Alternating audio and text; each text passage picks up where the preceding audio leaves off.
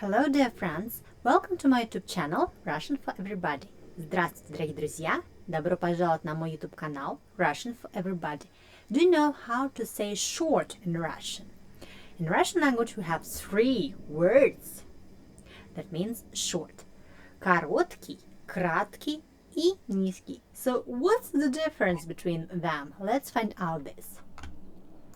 So the word короткий we use when something has a small length or consists of a small number of elements. For example, например, короткие волосы, short hair, короткие волосы, и короткий день, short day.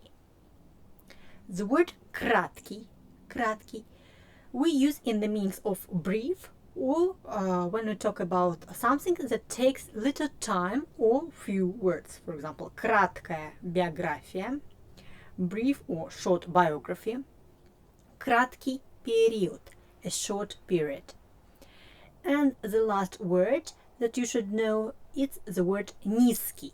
Низкий we use when we talk about low in height, located at a small height from the ground, from some level. For example, низкий человек, a short person, низкий забор, a low short fence, a низкий дом, low house, низкий дом.